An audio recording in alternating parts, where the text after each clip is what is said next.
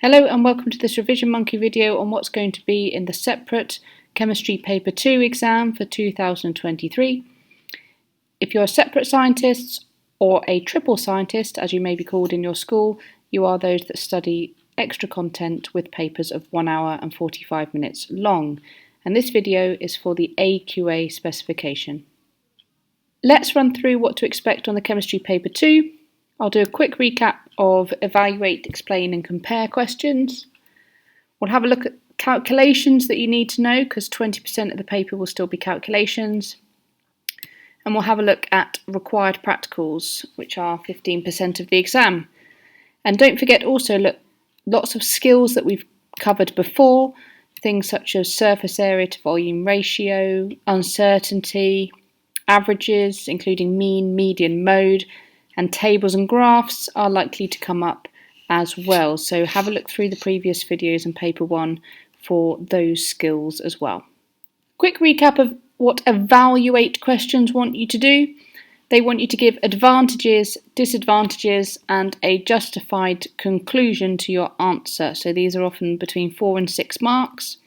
So they won't tell you that, they just have the word evaluate. So you need to remember to put pros and cons of each thing and give your reason as to which is best and why.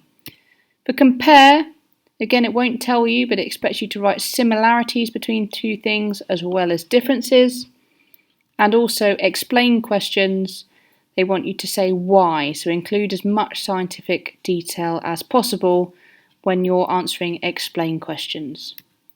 So let's have a look at calculations. 20% of the exam is calculations, as well as things such as percentages and mean, median, mode, etc. You may also encounter some of the C3 unit calculations that you normally get on paper 1. So having a look at our equations for paper 1 again, things such as moles equals mass over mR, concentration equals mass over volume, concentration is equal to moles over volume, volume equals mass over mR times 24, and the atom economy equation, and again on any paper expect that uncertainty to come up. Also remembering to convert from centimetres cubed to decimeters cubed for a volume, you divide by 1,000. So if the equation's got volume in and they give it to you in centimetres cubed, divide it by 1,000 first of all. So the ones to really focus on for paper 2 are these ones here, the moles and the concentration equations. It's unlikely that atom economy would come up again. Volume equation might come up for separate, but the three in the box there are really the ones that often transfer between paper 1 and paper 2. The required practicals that you need to be aware of are the analysis and purification of water, paper chromatography, rates of reaction, and the separate only practical, which is identifying ions. Paper chromatography required practical. We use paper chromatography to separate coloured substances. So in this practical you may be asked a question similar to the one above that says, do food dyes A and B contain chemicals that are in band dye X? So in this practical we're going to separate 3 dyes, A, B, and another one called X, and we're going to compare the patterns at the end of the practical. In your exam they might not talk about food dyes, they might be talking about inks or another random coloured substance, but the process is exactly the same. What you need to do to start off with is draw a horizontal pencil line around 2 centimetres from the bottom of a piece of chromatography paper. Do not use pen as this will smudge and spread up the paper. Pencil is insoluble, so will not dissolve in the solvent. So this line here that we draw on must be drawn in pencil. On the pencil line, put a small dot of the dyes that you want to separate and label these with pencil underneath. So I've labelled them A, B and X. Place the chromatography paper in a solvent, for example water. The solvent must be below the pencil line. Put it in a beaker with a lid to prevent the solvent from evaporating. Then we leave until the solvent front nearly reaches the top of the paper, then remove the chromatography paper and leave to dry. So the process of separating a substance through chromatography has 2 different stages. The paper itself is called the stationary phase, And when the inks are dissolved in the solvent, that is called the mobile phase. And within the inks that you've put on the paper, you will have different compounds, and they will interact differently with the paper, and they will have different solubilities. So they will spend different times attached to the paper in the stationary phase and different amounts of times dissolved in the solvent in the mobile phase. So you'll end up separating the substance as it moves up the paper. And to do that, what happens is the solvent moves up the paper, and when it hits the dyes, it dissolves any of the soluble compounds in the dyes. They will then be carried up the paper in the mobile phase, and depending on their solubility, they will stop at different distances up the paper.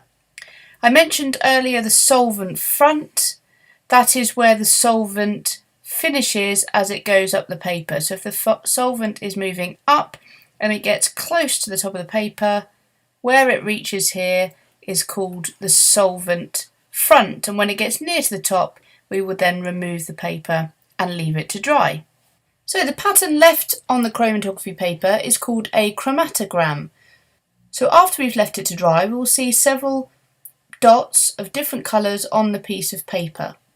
We would then compare the chromatograms of dyes A and B with the chromatogram of the band dye X. In your exam, you're likely to see a chromatogram in black and white like this, rather than it being printed in colour, and each dot just shows how one of the colours is separated as it's gone up the page.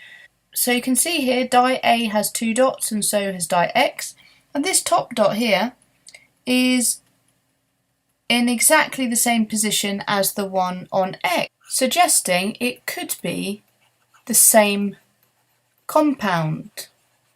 Now you'd want to investigate this further to see if dye A does contain one of the chemicals that is in the banned food dye X.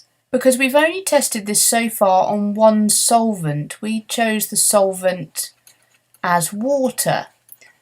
But to be absolutely sure that our food dye contains a banned chemical, we would need to repeat this in different solvents, for example maybe ethanol. And if this compound in A matched X in different solvents, it's highly likely that it is containing that banned compound. We can't just be sure if we just use one solvent. We must repeat it with different solvents to be absolutely sure. In different solvents, different compounds will spend different amounts of time in the mobile and stationary phases, and what we'll talk about later is the fact that they can have different RF values. The position of this colour on dye A does not match that of dye X, and you can see for dye B it only has one colour here, and it doesn't match at all with dye X. Now because dye B's got one colour and one colour only, this tells us that dye B is a pure substance because it only contains one compound. In the exam you might be asked to calculate an RF value. You do this by calculating the distance travelled by a substance divided by the distance travelled by the solvent. This top line here is representing the solvent front, which is where the solvent got to before we took the paper out of the beaker. And I'm just going to show you an example using one compound here that we found on our chromatogram. Now the important thing is when you're calculating the RF values, you must calculate it from the centre of the dot on your chromatography paper. Not at the top, not at the bottom, but right in the middle of the dot that you're using. And the baseline that we're using is our pencil line where the dye started. So we need to measure the distance travelled by the substance, so this distance here, and then the distance travelled by the solvent. So let's say, for example, the distance travelled by the substance was 400 millimetres and the distance travelled by the solvent was 500 millimetres. Then we do 400 divided by 500 to get us an RF value of 0.8. As I alluded to previously, RF value will be different depending on the solvent used. So this could be, for example, the RF value for water for this particular compound but if the solvent was ethanol, then this number here would be different. Rates of reaction required practical. When wanting to calculate the rate of a reaction, you might need to use one of these two equations. The first one says the rate of reaction can be calculated by the amount of reactant used up over time, and the second one is the amount of product made over time. So we're going to design some investigations using these two equations. Now, there are several factors that you may be asked about in the exam that affect the rate of reaction. Those include temperature, concentration, and surface area. So you may well be designing an experiment and changing any one of these three things. So that would be your independent variable.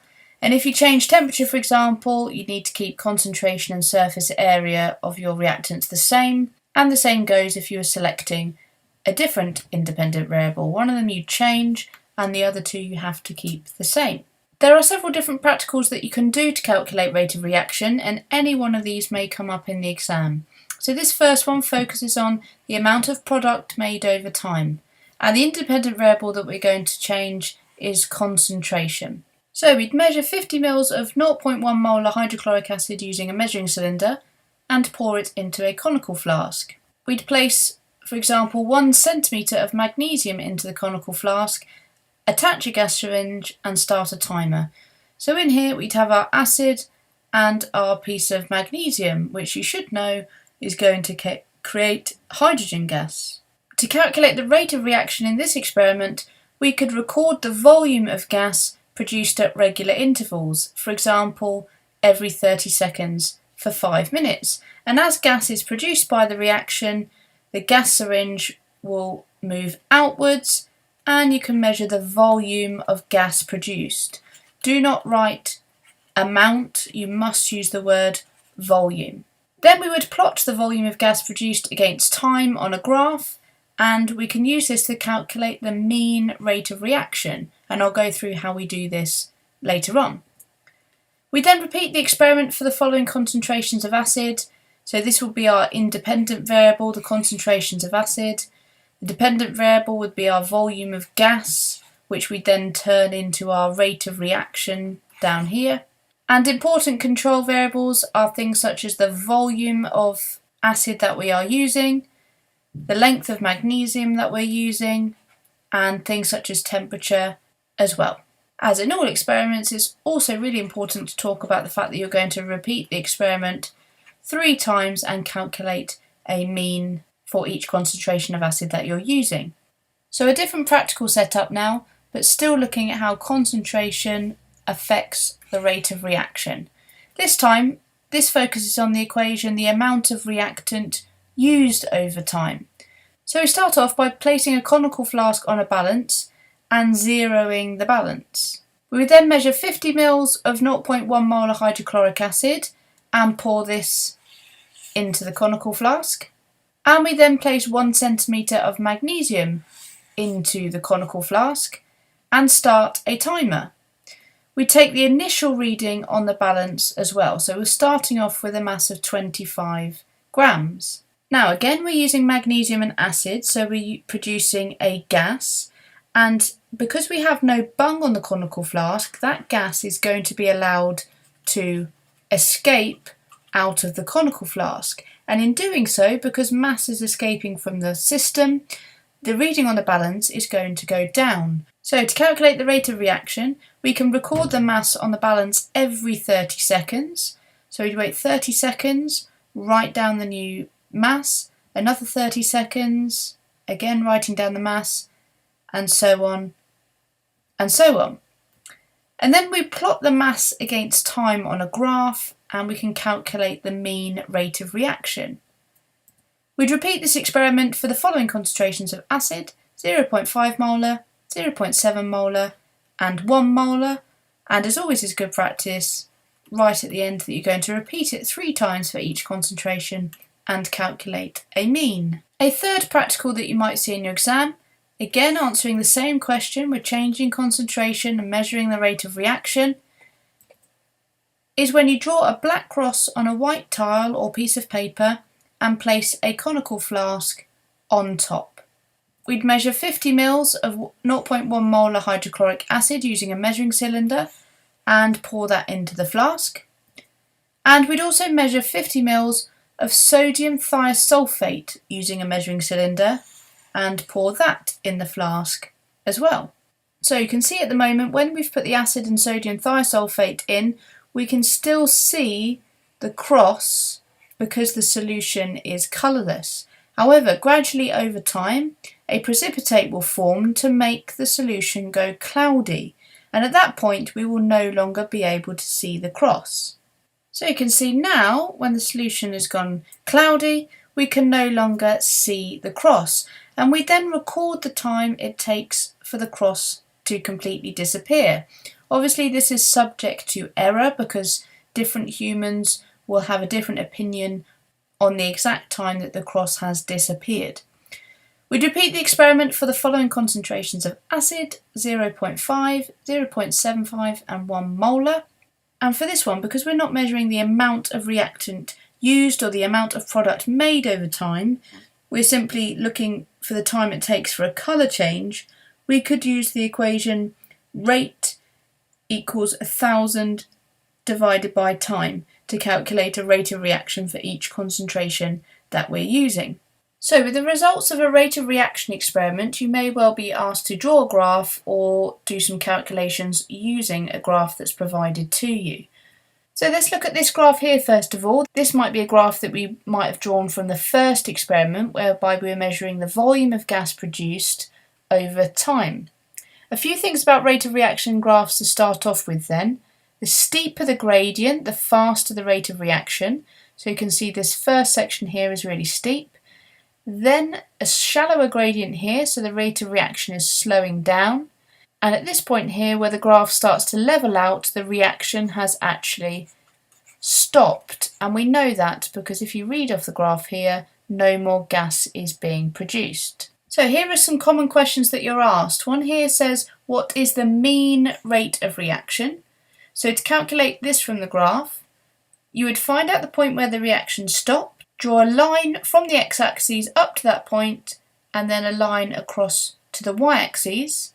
And you would read off from the bottom the time that it took, so 15 seconds, because from 0 to here is 15 seconds, and the volume of gas produced in that time, from the 0 up to here, so 34 approximately.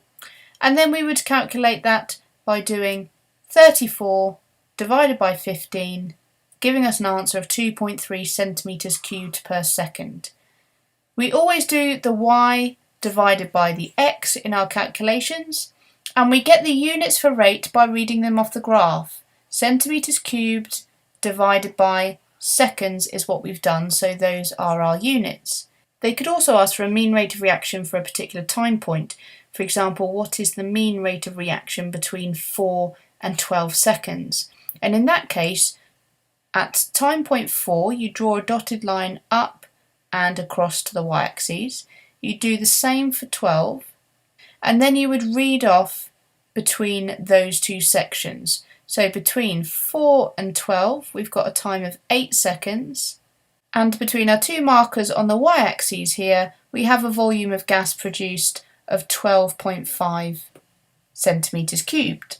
So to calculate the rate of reaction, again we do the y divided by the x, so our y value is our 12.5 divided by our x value of 8 seconds.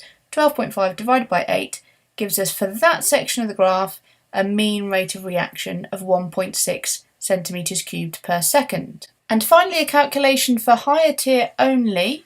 This one says, what is the rate of reaction at 8 seconds? So this is exactly at this time point here, what is the rate of reaction? And to do that, you need to draw a tangent on your graph, which is a straight line as close to the line as possible at that point, like the one I've just drawn on there. Now there will be some leeway in your exam, but try and get it as close as possible and following the same pattern as closely as you can. And then look on your gradient line where the line crosses the grid at some sensible points. For example, here it crosses in the corner and down here. Then we draw dotted lines to make a triangle between those two, and again we're going to do the change in y, which is this bit, divided by the change in x to calculate our gradient. So we do 15 divided by 10 to calculate the rate of reaction at that exact point as 1.5 centimetres cubed per second. Analysing and purifying water required practical. For this practical, there are 3 different things that you might be asked to write about. The first one is testing the pH of water samples to see if they are in the potable range. The second one is to test the water samples for dissolved solids. Do they have a low enough amount of dissolved salt to make them potable? And finally, if they are not potable, how can we use distillation to purify the water sample? So the first 2 relate to analysing the water, and then the distillation refers to purifying the water. So looking at the first step then, testing the pH of water samples, we would use a device called a pH meter, or sometimes you may see it called a pH probe, but a pH meter is best. All you do with the pH meter is put it in your sample, and then it will give you a reading of the pH digitally. So I've got 3 different samples here. I've got some rainwater, some spring water and some seawater. And I put my pH probe in the rainwater, and I would then record the pH in the table. Repeat that with spring water and record the pH, and finally with seawater and record the pH. Now, are they in the potable range is the question that we're looking at. Are these safe to drink? Well, the potable range is between pH 6.5 and 8.5. So you can see here that the spring water and the seawater in these examples are within that pH range, so they could be potable, but the rainwater is too acidic. Okay, it falls below that pH range, so it is not considered to be safe to drink. But we don't yet know if it's potable or not, because it also has to have a low enough amount of dissolved salts and, of course, a low enough amount of microbes. The second part is then testing the water samples for dissolved solids. So we're going to look if they have a low enough amount of dissolved salt to make them potable. This is the equipment that we are going to use. We have a balance here. We've got our Bunsen burner on a heat-proof mat with a tripod and gauze. And then we have a beaker, and this beaker is just acting as a water bath. It's just full up with tap water, and on top of that you've got an evaporating dish, and that is where you are going to put your water sample in your evaporating dish. All this water is doing is just acting as a water bath that will gently heat the evaporating dish. It's much better and much safer to do it this way, rather than putting the evaporating dish straight upon the gauze.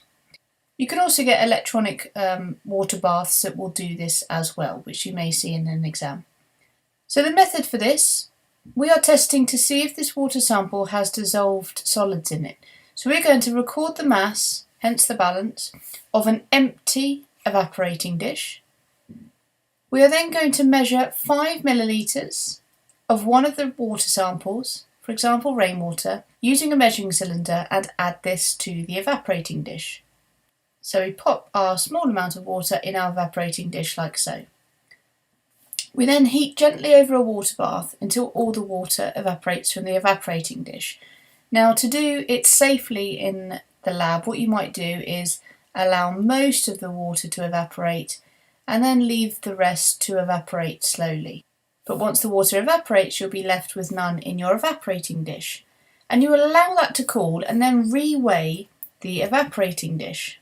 You would then record any mass change of the evaporating dish, if there is any, and observe any salts left on the evaporating dish. So once the water had evaporated, if your sample contains salts, it would likely that you would see salt deposits building up on the sides of the evaporating dish.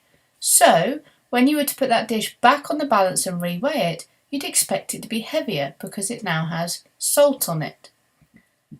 You would then repeat steps 1 to 6 with the other water samples, for example if we used salt water and spring water.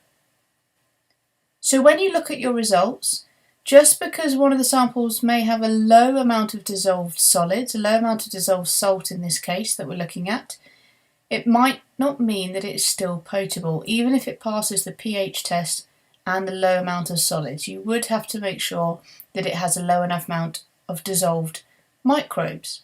So if your water samples are not potable, you can use a process called distillation to purify the water sample.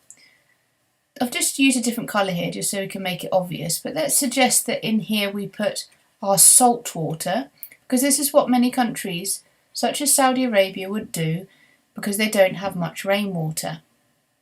And this will allow them to access drinking water from their normally non-potable salt water.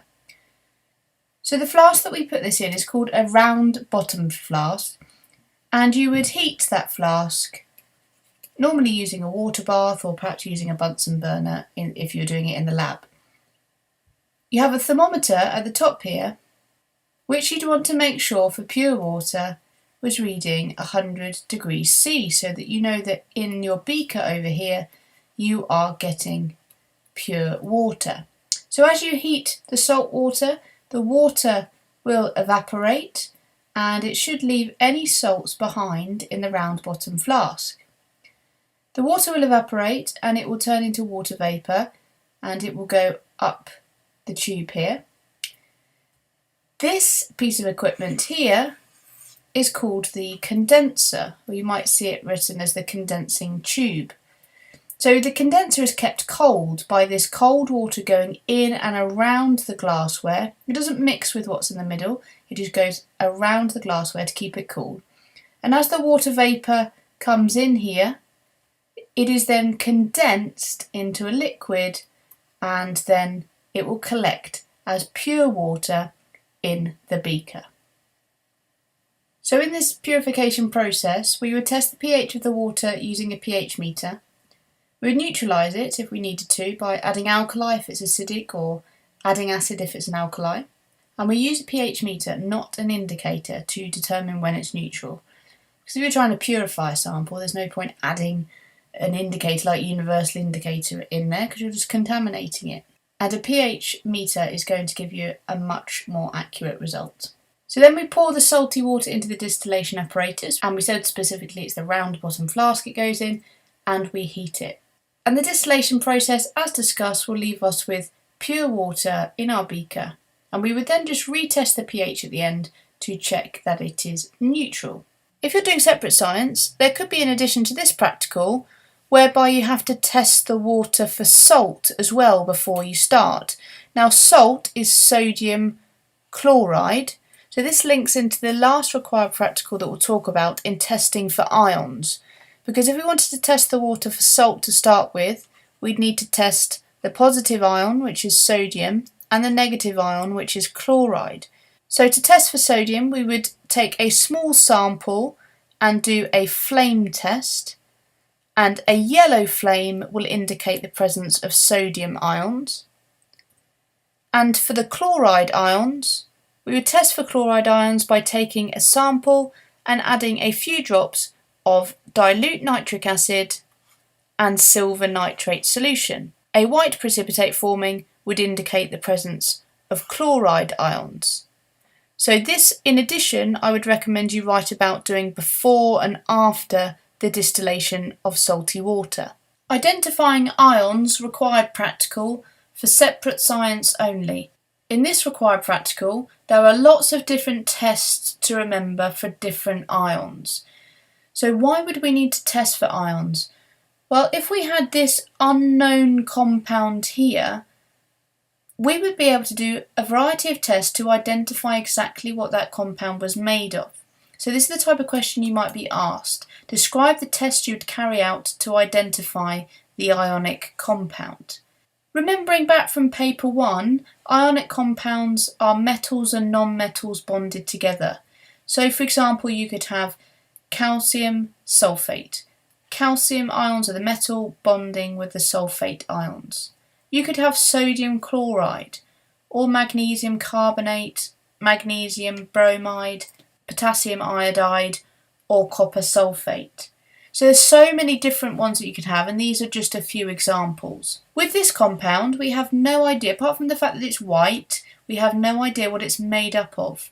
So you're going to have to do a variety of tests to work out what the positive ion is, and we call this the cation, and what the negative ion is, and we call this the anion. Once you've worked out what both things are, you can then name the compound.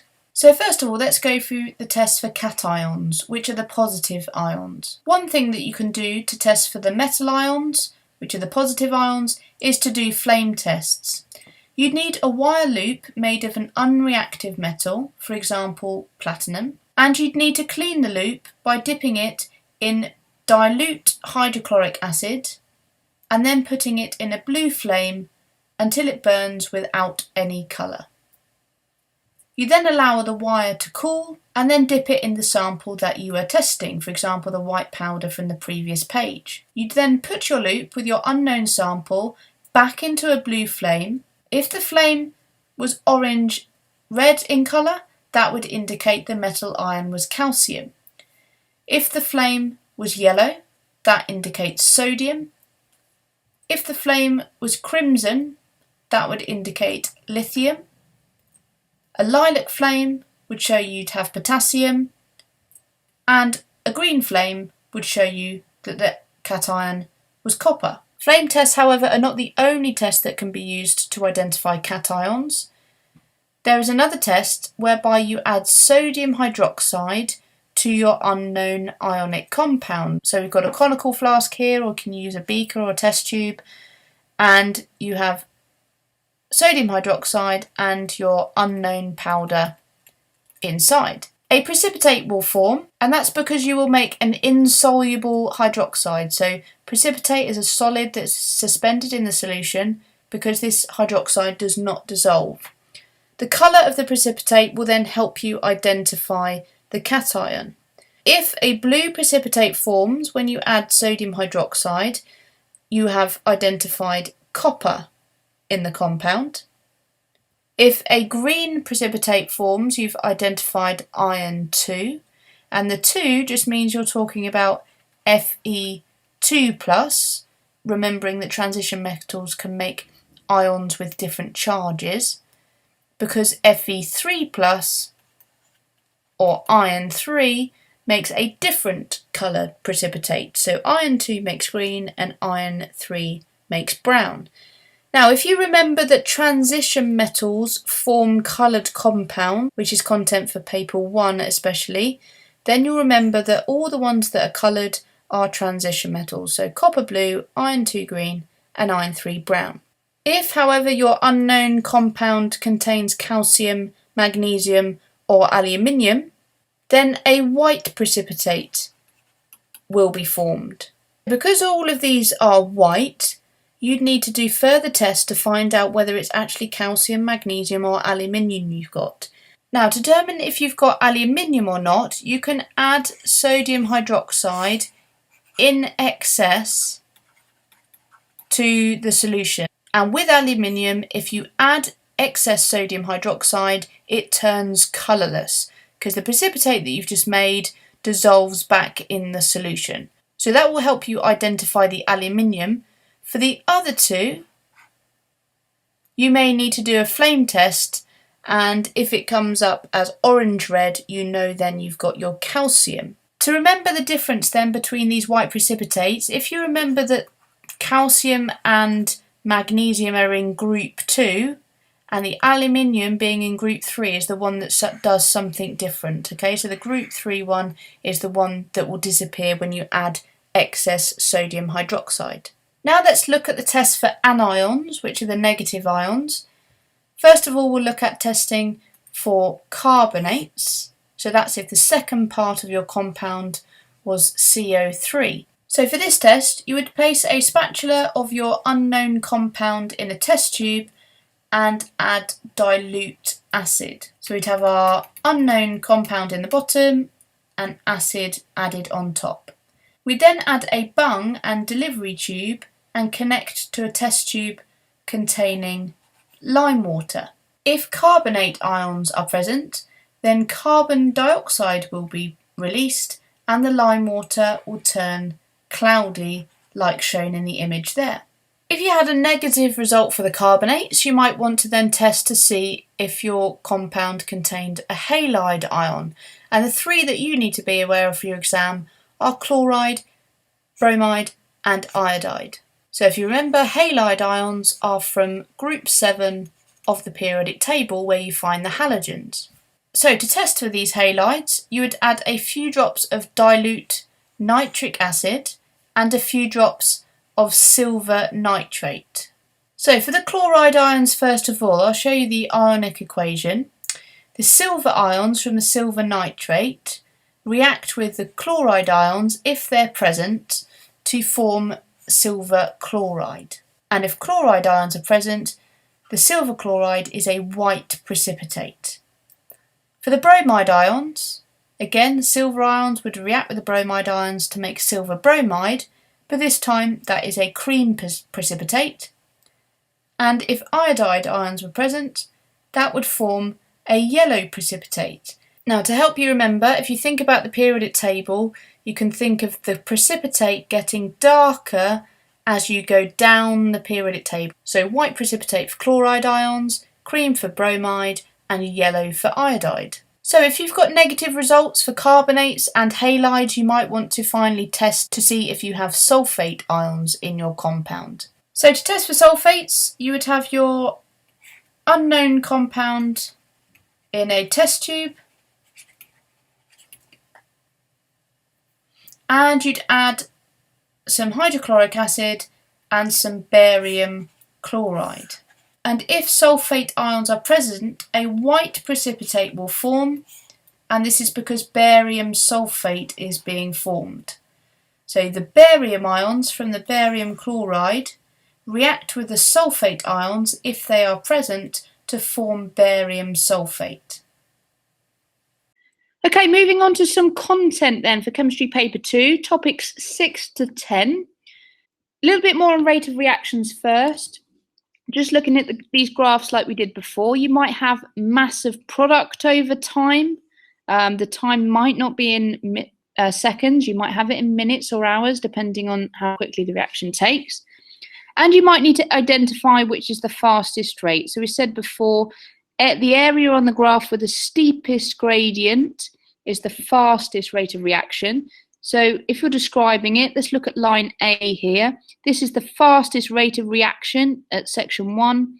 Then the rate of reaction slows down as the gradient gets shallower, and then it's a much slower rate of reaction, and then it stops again. So you could describe how the rate of reaction changes, or you might be asked to select the fastest rate of reaction out of 3 lines. In this case, that would be A.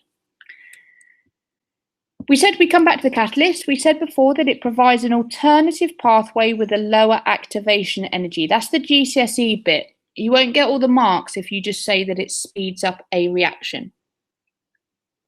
Remembering reaction profiles from paper 1, they may well creep into paper 2 as well, because you might need to show on there how a catalyst is providing an alternative pathway. If you remember before, the activation energy is this line here from the bottom of the reactants to the peak. So if we're drawing a line with a lower activation energy, you would draw a line on like so, lower than the previous line. So whether it's endo or exo, you do exactly the same thing. Reversible reactions are reactions whereby the reactants make products and then the products can react again to make the reactants. The symbol for reversible reaction is here, and you will have to be able to draw that in the exam. And one example that they talk about is in the specification is hydrated copper sulfate. That's got water in it. So think to yourself, the one that's hydrated with water is blue. And then that will break down into anhydrous copper sulfate. That's a posh word of just saying the water's gone. Okay, anhydrous copper sulfate, which is white, and water is released. So this reaction here, if you've just got one substance which you heat up and break down to form 2, the forward reaction here is called a thermal decomposition reaction. And if you ever see this kind of reaction, it means it's not reacting anything. It means you need to take in heat to break it down. So this one is endothermic, going in this direction, because it's taking in heat in a thermal decomposition reaction.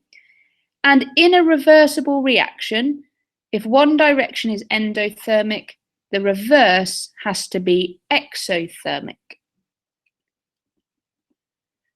Looking at organic chemistry then, let's start off with this general formula. This says CnH2n plus 2. This is the general formula for an alkane. What the N means, you probably use this in maths, it just means for any number of carbons, you will have double that plus 2 hydrogens. So for example, if we had 2 carbons, C2, we would have 2 times 2 plus 2, which would be 6 hydrogens, and that would be one formula of an alkane. Let's look at the ones you need to know then. You need to know methane, that's CH4, ethane, propane, and butane. So monkeys eat peanut butter is one way to remember the order. Methane has 1 carbon, ethane is C2H6, and that has 2 carbons. Propane has 3 carbons, so that's C3H8. And butane, if you were asked to draw one, think to yourself, monkeys eat peanut butter, so that has 4 carbons. Start in the middle there. And every single bond is a single covalent bond in these molecules. And they are full up of hydrogen ions. And this has got hydrogen atoms, hydrogen atoms. And this has a special word. If it all has single bonds and is full up of hydrogen, this means these are saturated molecules. Think to yourself, S saturated, S all single bonds. Let's finish this one off then. Butane, if you're asked to write the formula for it, C4H10. Now these formulas here are called the displayed formula. So if they start talking about displayed formula in the exam, that's just the one that shows all the bonds in between them. So these are called hydrocarbons because they are just made up of carbon and hydrogen and nothing else. And we can burn these in a combustion reaction. Let's take methane, for example. When we burn methane, we're reacting it with oxygen in the air, and the products are always carbon dioxide and water. And obviously this can link to global warming. So ethane and oxygen would still make carbon dioxide and water, and propane and oxygen would still make carbon dioxide and water. If there wasn't enough oxygen in our reaction, we would do something called incomplete combustion, which is not very good. It produces a really smoky flame. And let's say methane and oxygen, we'd still produce carbon dioxide and water as before, but with incomplete combustion, we'd also produce carbon, which is soot, so solid black carbon, and carbon monoxide, CO, carbon monoxide, and that's bad as well. So the soot we'll talk about later causes global dimming, and the carbon monoxide is toxic and can kill you. Okay, so that's the alkanes. Fractional distillation then, this is where we are separating different substances by their boiling point. So when we dig down for crude oil, that has taken millions of years to make, it will be a mixture of hydrocarbons. You'll have some short ones, some very long hydrocarbons, and it will be a complete mixture, and it's not useful whilst it's a mixture. So the point of fractional distillation is to separate these. You heat the crude oil with a fossil fuel probably, so coal or something used to heat the fossil fuels. And then you are going to separate them by their boiling points. So the shortest ones have the lowest boiling points and they go to the top. Then you get your longer ones until you get right to the bottom where you've got very long chains. The ones at the bottom have a really high boiling point. So they come out of the bottom of the chamber because they're still next to the heat, they're still heating up, but they're not quite at that stage where they've boiled and risen up the tank. So you don't need to know the names of the products that come out of here or the order, but they're things such as petrol and diesel and gases. So gases come out the top, then you've got things like petrol and diesel. Petrol is slightly higher than diesel, and we'll talk about this in a minute, because if you needed petrol but only had lots of diesel available, you could crack that diesel, because it's a longer chain, and produce petrol to meet the demand of the population wanting petrol. So what can these be used as? Well, they're really useful fuels. The ones at the top that come out are really flammable, so they catch fire easily. They're very volatile, trying to say both things at the same time, which means they easily turn into a gas. So those are the ones at the top, low boiling points, flammable and volatile. The ones at the bottom have high boiling points, they're the long chains, and they are described as being very viscous. That means they are thick and gloopy and don't flow easily, whereas the ones at the top flow easily. They can be further processed to produce things such as solvents, lubricants, and polymers, which we'll come on to later. But in their raw source, they're best used as fuels. So we said before, if you wanted to produce a shorter chain like petrol from a longer chain like diesel, you could go through the process of cracking. Cracking takes place using a heat, I'll just get rid of that writing, using heat and a catalyst to break up a larger molecule. Now, it could break absolutely anywhere. It could break here and make two molecules, or it could break here and make two molecules. It doesn't matter where on the chain it actually breaks. So let's say we started with a long molecule like C8H18. When you crack it, you produce another alkane with single bonds and something called an alkene that has a double carbon-carbon bond. So the alkane, let's say for instance, you could put any products here in the exam. Let's say the alkane that we produced had 5 hydrocarbons, so it would be C5H. We need to double that up and add 2, so 12. So we use 5 of these, leaving 3, and we've used 12 of these, leaving 6. The product that you make will be an alkene. So that would be C3, because we've got 3 left, H6. And this time you can see that it's just double the number of carbon, not double plus 2. So this is what cracking makes, alkanes and alkenes. And alkenes have a double bond. So this one would have 1 double bond between 2 of the carbons, and then the rest of them are single bonds.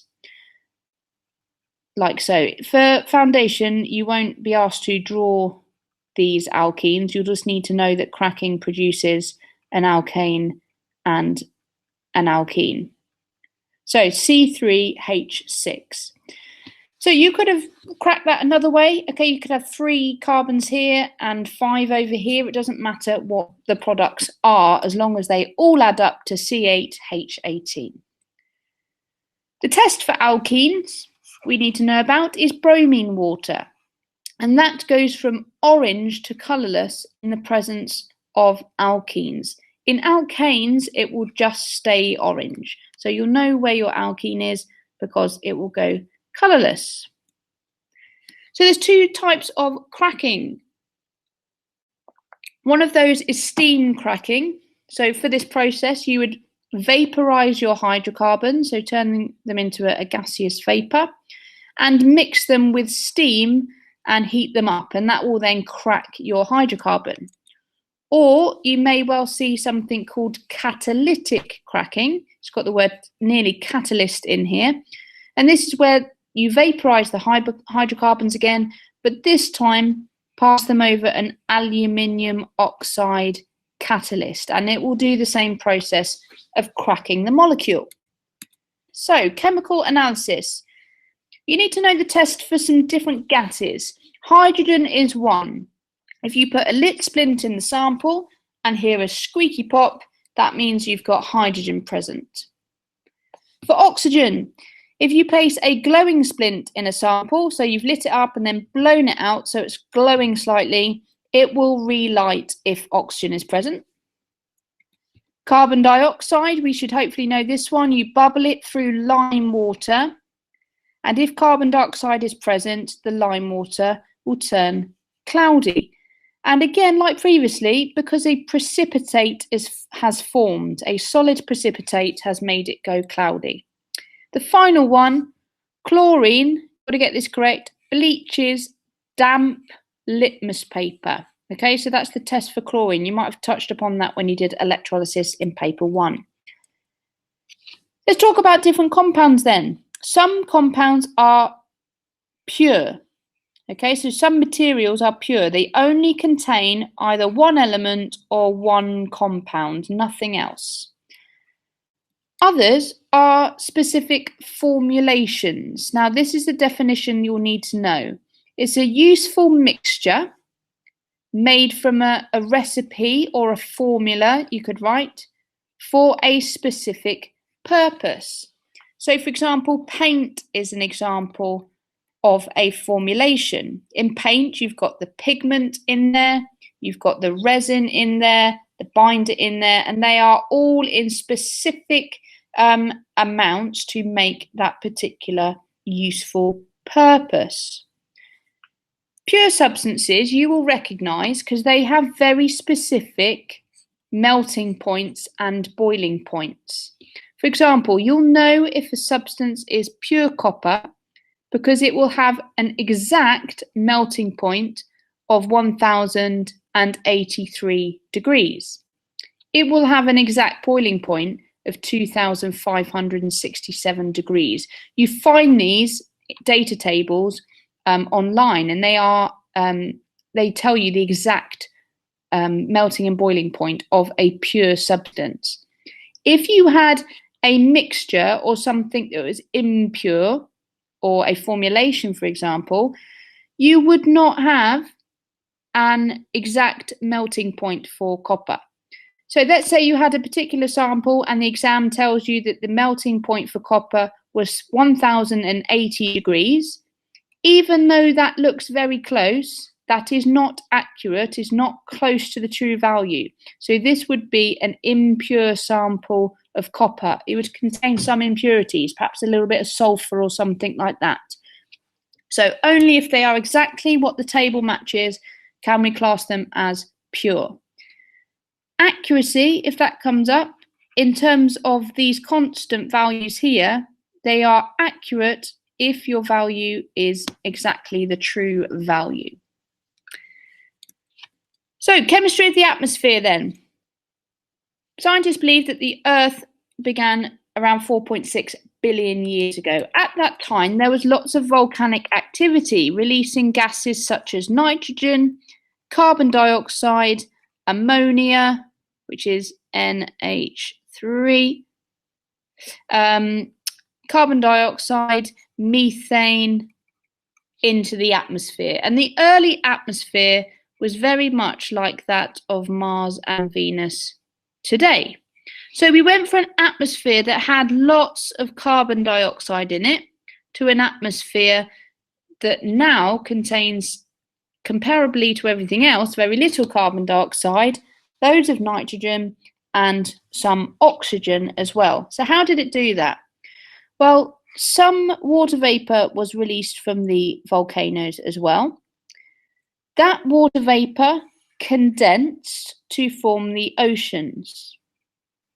As the Earth started to cool down, the water vapor that was in the air condensed to form the oceans. And when that happened, a lot of the carbon dioxide from the early atmosphere dissolved into the oceans. And there it made the shells of early marine organisms. So it made the shells of, we call them calcium carbonate shells, of lots of different marine organisms. It also whilst it was being dissolved in the ocean, over millions of years, it would have also been crushed down into fossil fuels. So these calcium carbonate animals that died would have been crushed down and locked up in fossil fuels. As well as that, because this rock type occurs at the bottom of the seabed, they would have also been locked up in sedimentary rocks. So you had a situation where you've got lots of carbon dioxide in the early atmosphere, but as it's getting dissolved in the oceans, it is getting locked up in fossil fuels, sedimentary rocks, and in the production of calcium carbonate shells. As well as that, before the animals came along, really, we had algae around 2.7 billion years ago. 2.7, sorry, am I writing? Billion years ago.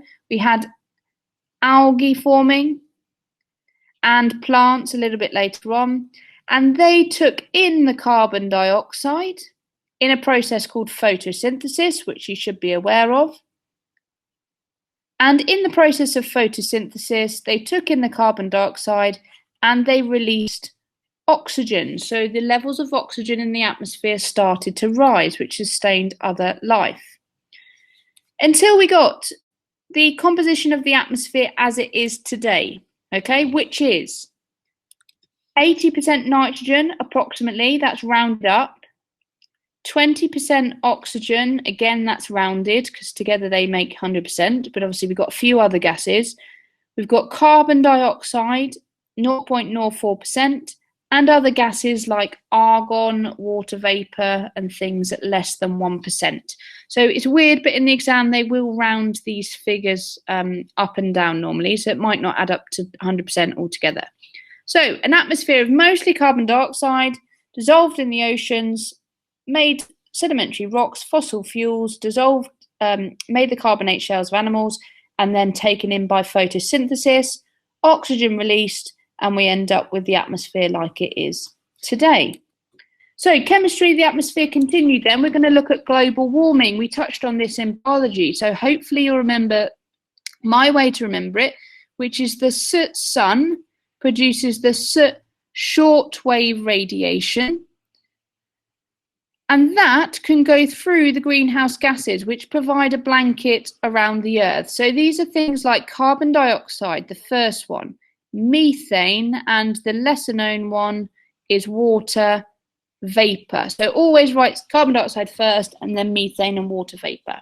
So the shortwave radiation goes in, but all of the objects on the Earth absorb that radiation and reflect it back into the atmosphere, but this time as it goes out it is now long wave radiation, and that doesn't just go straight through the greenhouse gases. Some of it does, but some of it is absorbed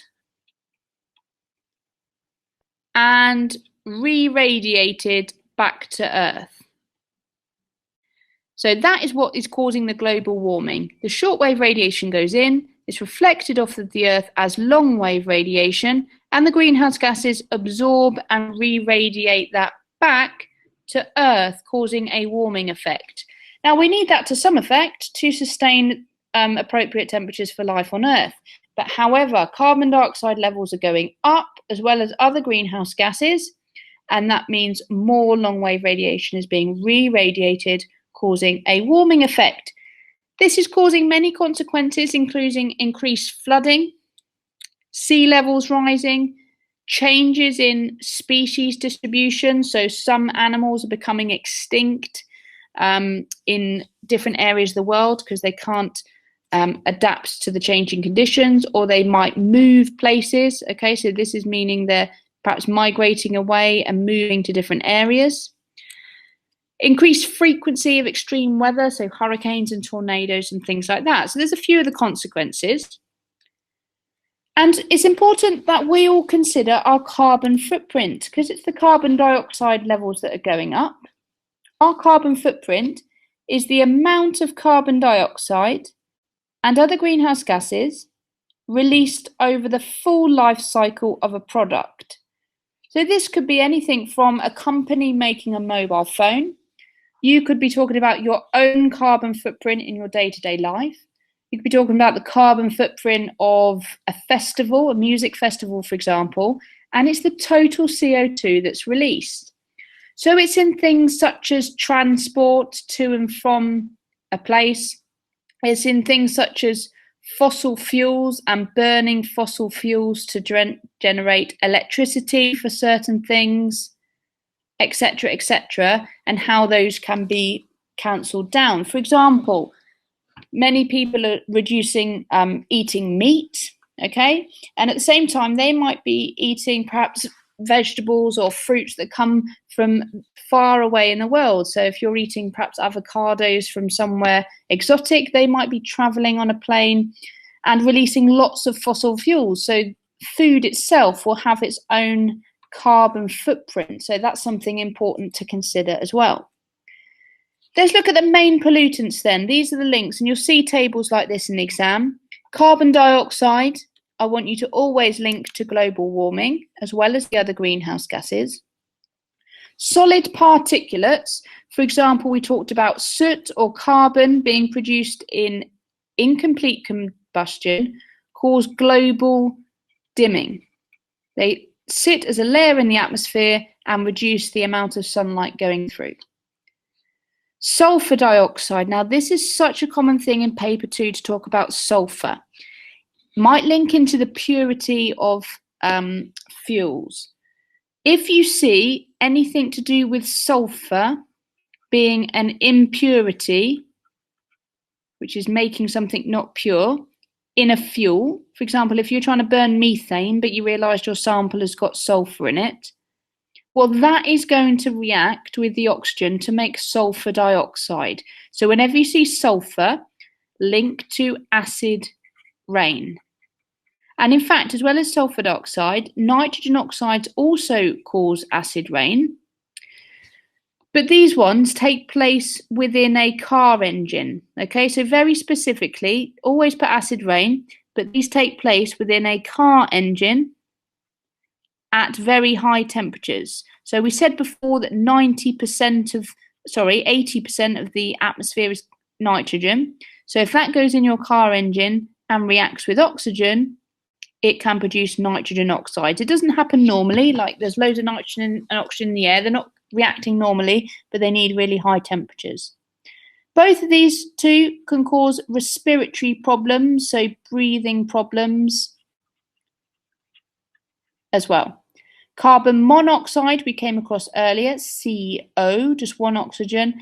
That is toxic and it can kill people. Okay, it's called the silent killer because it's odorless, you can't smell it, and if your boiler at home is doing incomplete combustion because one of the pipes is blocked and it's not getting enough oxygen, you will be producing carbon monoxide, and that is toxic and can kill you.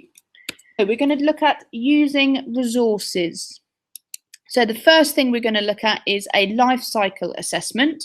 You can do this for any product that you are interested in. Again, something like a mobile phone. The company might be asked by the government or by the supplier to produce a life cycle assessment for that. So first of all, there's 4 factors. Raw materials. So these are things like, what are you using to make the phone? So it's all of the process involved in, for example, making the plastic. So for this one, you might be extracting crude oil, and you need to think about what effect that has on the environment. You might be using machinery to do that, which is burning fossil fuels and releasing carbon dioxide as you're doing that. You may well have to cut down trees to get to an area to mine it, for example, for the gold, for the connections that you're going to use within the electrical circuit of the phone. So there's loads of things that you can think about that will affect the environment when you're looking at the raw materials for the phone. The manufacturing and the packaging. So in all of these processes, they often involve some sort of factory which you need to power by burning fossil fuels to generate electricity. Again, that's going to be releasing carbon dioxide. It could also, if it's got sulfur impurities, be releasing sulfur dioxide, causing acid rain. And where's the packaging coming from? Where are you sourcing that from? That could link into deforestation again. Are you cutting down trees to generate your packaging? The use of the product. So can it be, is it just used once, for example, and then someone throws it away? Is it something that's used for a long time? When they're using it, are they needing to charge it up using electricity, again, burning fossil fuels and all of these things? So this is thinking about when the product is being used by the consumer. And finally, at the end of the life cycle of the product, how are you going to get rid of it? Is it going to fill up landfill? Has it got toxic chemicals in it which need to be disposed of carefully? Or can you recycle it? So all of this process is showing the effect on the environment of that single product. Sustainable development is linking into the resources and the resources that we're using, because it is the development that meets the needs of the present society without damaging future generations. You can imagine a tick box type thing in the foundation for this. So basically it means making sure that we're not digging up and mining the whole planet, chopping down all the trees and ruining it for future generations. We need to be sustainable. We need to make sure that we're using renewable resources where we can and not just exhausting all of our finite resources. Which brings us on to those two words. In chemistry, they use the word finite to describe non-renewable resources like fossil fuels. And in terms of making products and things, renewable resources would be our things such as wood and timber that we can replace. So if we're looking for sustainable development, we're going to want to reduce the finite resources that we're using and try and increase the renewable resources. And we want to try and do recycling as much as we can, because recycling means that less energy is used because we're not having to mine and dig for new materials. We're conserving the raw materials that we've got, which makes it more sustainable. And we're sending less waste to landfill. So recycling is really good for those three things. You need to know specifically about how glass is recycled. So you've probably been to the glass bins before, so you'll know the first point straight away, in that you separate the glass by the different colours of the bottles. So for glass recycling, the first step is to separate the glass by the colour. So you put green, brown and colourless glass in different bins. It's then crushed and melted, and then it's reshaped into new products. Okay, so that's a specific example you need to know about glass. Drinking water then, final couple of things in relation to water. Potable water is water that is safe to drink. Okay, so if you see the word potable, that means it's safe to drink. What that means it has low levels of salt, and microbes. So you might have a little bit of salt in there, a little bit of microbes or bacteria, but they are low enough levels that they are not going to cause any harm. It is not the same as pure water. Pure water would be just H2O, nothing else dissolved in it or anything tainting it. It's just H2O. So pure water, again linking back to the boiling points, would have a boiling point of 100 degrees. Potable water might not have a boiling point of 100 degrees because it might have a few other bits in it that increase the boiling point. Water sources. So surface water is one. In the UK, we have lots of surface water. We have lots of lakes, rivers and reservoirs to collect our fresh water, which is our rainwater in. We could also get water from groundwater, so underground rocks where water is stored. And to get it, to make sure it is potable, we have to go through a process of filtration. So a large wire mesh, which will get rid of large objects like twigs and, I don't know, trolleys, plastic bags, bottles, whatever else has been chucked in the river. Then we have to filter out the smaller solid bits. So we put that through a gravel and sand bed. So the water is filtered through there and other solid bits like smaller twigs and leaves and things will be removed. And then finally, we need to sterilise it to kill microbes. And there are several ways we could do that. We could use ultraviolet light that has enough energy to kill the bacteria. We could bubble it through with chlorine or bubble it through with ozone gas as well. So either of those methods or all of them we might use to sterilise the water. Then it is potable and safe to drink, and we can put it through our taps. Now, in hotter countries, places like Saudi Arabia, for example, Dubai, where there's not a lot of rainfall, there are different steps you can take if there is not a lot of fresh water. And one of those steps is reverse osmosis. So normally osmosis would mean that the water would move from where there's a dilute solution, so a high concentration of water, to a low concentration of water. So normally, I'll just put normally there, that's the way the water would move.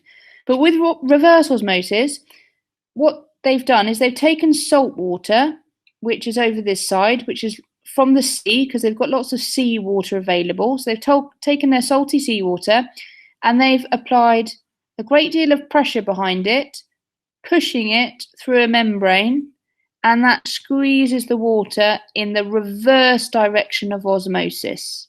Okay, in this direction. That's why they call it reverse osmosis. It goes against the gradient. Okay, so we require a lot of pressure for that. The other thing that they can do is distillation. Like we talked about before, they can take their salt water, heat it up, and make pure water. But in this case, it requires a lot of energy because you're burning fossil fuels to heat up the salty water. And it's therefore very expensive. So a lot of these hotter countries find it more difficult to get their drinking water, their potable water. Treating wastewater then. We produce a lot of waste, a lot of sewage water and things that we need to recycle because water is precious and we don't want to waste it. So we get a lot of waste from farmers and also from sewage systems, which we need to clear. So we first do a screening process, which is like a filtering process really to start off with, whereby we remove large objects from the wastewater.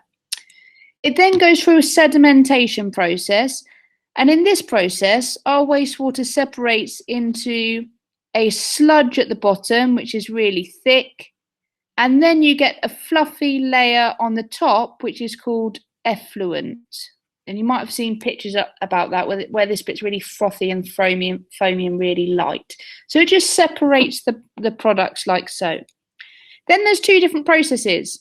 For the sludge, we do anaerobic digestion to break down all that waste material in the water. And for the effluent, we do aerobic digestion. So you might remember that the effluent is closer to the air because it's at the top. So that might be a good link to think that's the one that has aerobic digestion. So for the effluent, air is pumped into it, and then bacteria break down the effluent in aerobic conditions. For anaerobic digestion, and finally the water is released back into the rivers. So the bacteria break down any waste product and then the water is released back into the rivers. For anaerobic digestion, if you are a separate scientist, you would have looked at this before in biogas generators. So this is where the link is between biogas generators for separate scientists. So bacteria break down the sludge, but this time in anaerobic conditions. And the two products are methane, which is a biogas, which can be used as a fuel, and fertiliser, which can be used by farmers to put nutrients back into the soil.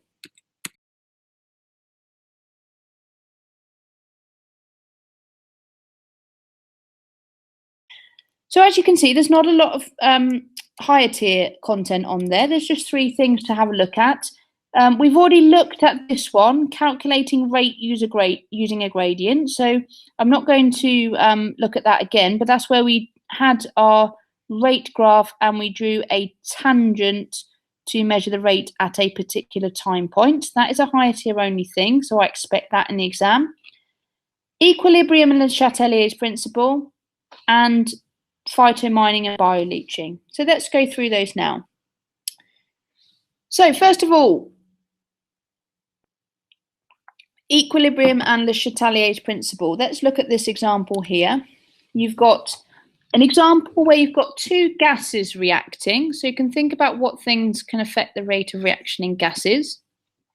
We've got nitrogen reacting with hydrogen in a reversible reaction to produce ammonia. And for separate scientists, this is also the equation for the Haber process. So Le Chatelier's principle says that when conditions of a reversible reaction change at equilibrium, the system will respond to counteract that change. And there's several changes that could happen. You could increase the pressure if you're talking about a gaseous system, you could increase the temperature, or you could increase the concentration. So just look carefully at the system that you've got. If this wasn't involving gases, you wouldn't be talking about increasing the pressure. Let's look at concentration first of all. Imagine if you're looking at acids or something like that reacting in a reversible reaction. If you increase the concentration of reactants, so everything on this side of the equation, the system will respond by making more products. Because you've increased the concentration of reactants, the system wants to decrease the reactants again.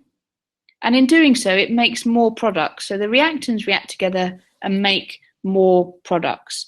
So if you increase the concentration of these, more ammonia would be used, for example. The equilibrium would shift to the right, so you produce more ammonia, and that would counteract that change because then the concentration of the reactants would go down again. If you're looking at temperature, this will depend on which way is endothermic and which way is exothermic. Normally in the exam, they will help you out by telling you in the question. If not, you might need to look out for it. And the way to look out for it is if there's one product this side, that will be broken down in a thermal decomposition reaction. For that one, you need to take in energy, so that's endothermic in that direction, and in the opposite direction, it's exo. But if in the exam they had two products here, they would give you a hint as to which one was exo and which one was endo. So for temperature, if you increase the temperature, it will favour the endothermic reaction because this is a thermal decomposition reaction, which means that heat is taken in to break down this ammonia. So in the example above, the equilibrium will shift to the left, which means that more of the nitrogen and hydrogen will be produced because the endothermic reaction is in this direction. If you do the opposite and decrease the temperature, that favours the exothermic reaction. A little bit more difficult conceptually to understand, but if you understand that increasing the temperature will favour the endothermic reaction, then think to yourself the opposite will favour the exothermic. So decreasing the temperature will favour the exothermic reaction, shifting the equilibrium to the right, so more ammonia would be produced. For pressure, if I clear the screen, that's all to do with the number of moles in the equation. If we remember, this equation says that 1 mole of nitrogen is reacting with 3 moles of hydrogen to produce 2 moles of ammonia. So we could kind of represent it like that. If you increase the pressure, it will favour the reaction with the most moles. So if you think about collision theory, that kind of makes sense, because if you're squashing these closer together, you're going to get more collisions between these molecules.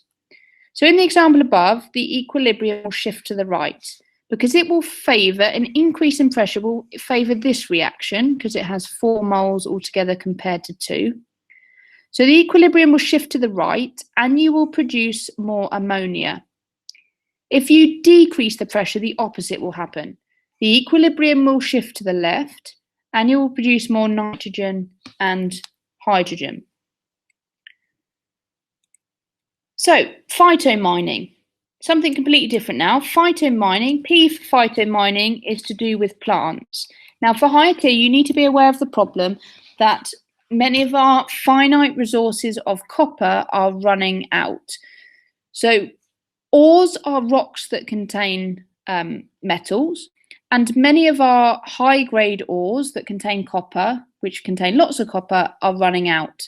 So now we need to use new technologies which will get copper out of low-grade ores, which are rocks that contain a little bit of copper, but it's not very economical to extract. It would cost a lot of money to dig this up with mechanical equipment, and it would make the copper very expensive, and not many people would want to buy it. So instead, they need to find new technology to try and get the copper out of these low-grade ores. So this one is to do with plants. First of all, you'd have your ore, and you'd grow plants on your low-grade ores. The plants would take up the copper in the leaves, and it will build up in the plant. You will then burn the plants and harvest them, so set fire to them, or harvest them, dry them out, and then burn them. And then you would end up with some ash which contained copper.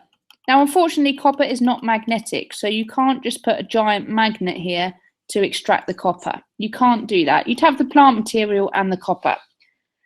So you might link back to paper 1 here, because what you could do is you could extract by electrolysis. So let's imagine you added some sulfuric acid to make copper sulfate. You could then do electrolysis of copper sulfate to extract the copper.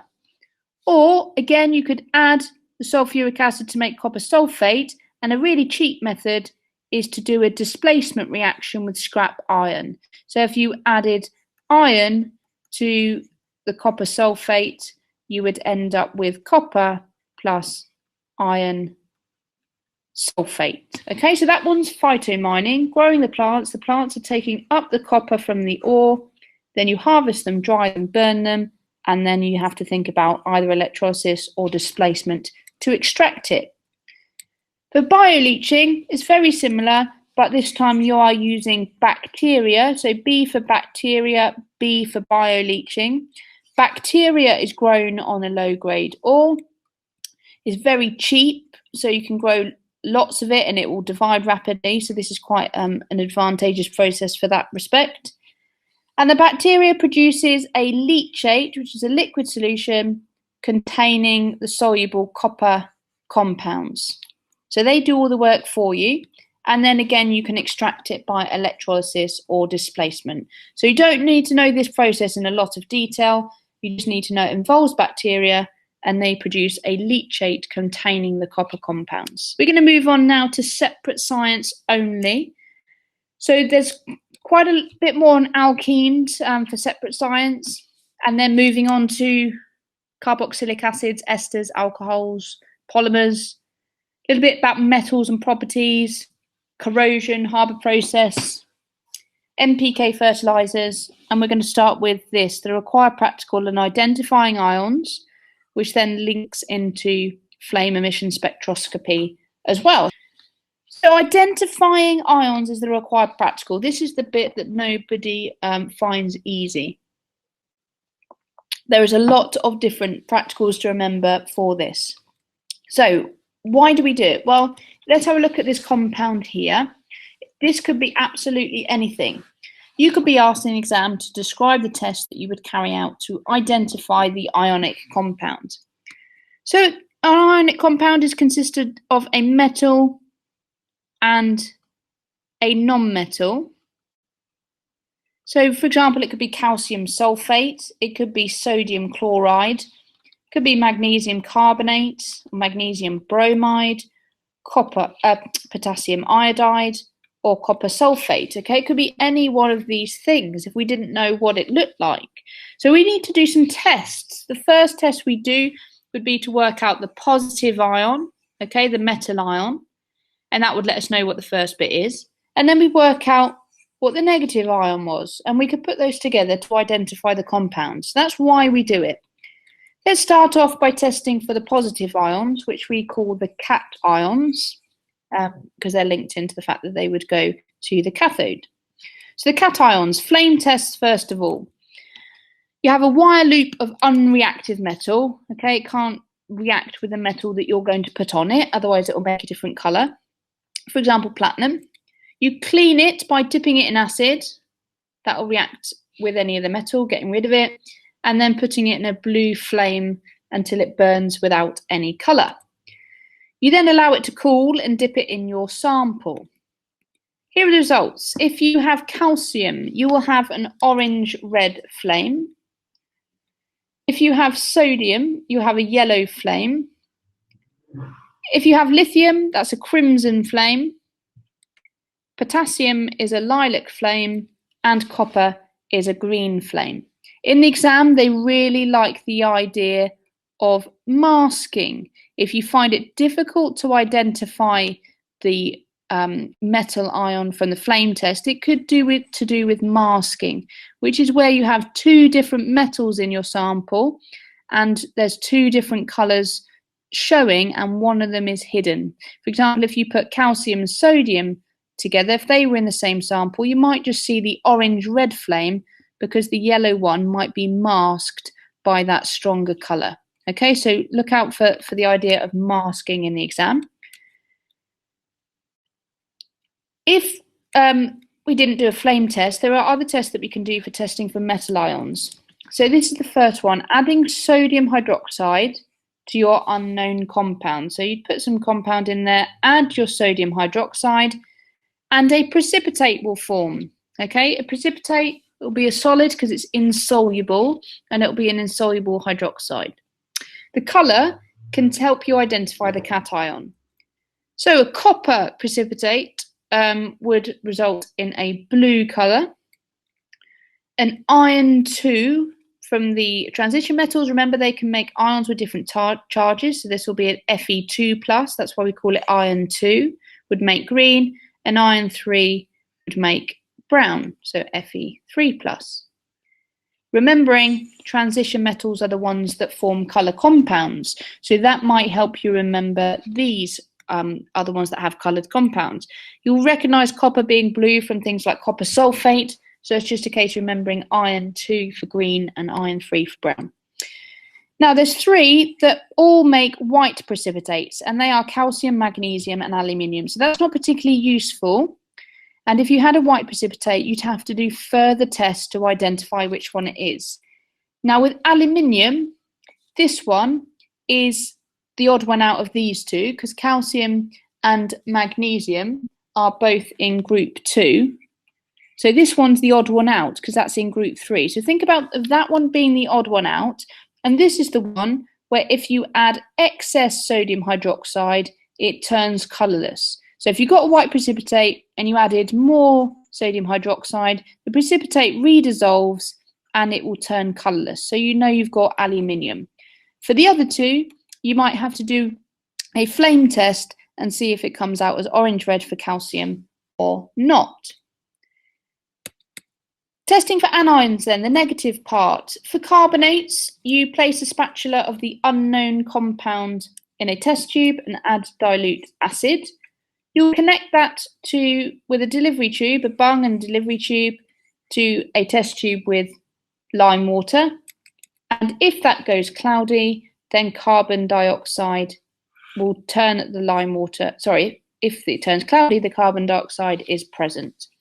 So, for example, if previously you have identified sodium as the metal ion, if this test became positive, you'd know your substance was sodium carbonate. If this didn't go cloudy, you would have a think again about what this could be and do another test.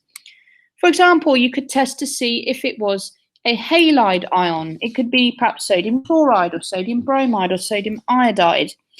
So you would add a few drops of dilute nitric acid, okay, HNO3, and a few drops of silver nitrate, AgNO3. This might remind you which acid to use, because silver nitrate and nitric acid, nite. What will happen in this reaction is you will form a precipitate because the silver ions will react, if present, with the halide ions to make a precipitate. So, for example, if chloride ions were present, you would make silver chloride, that is white.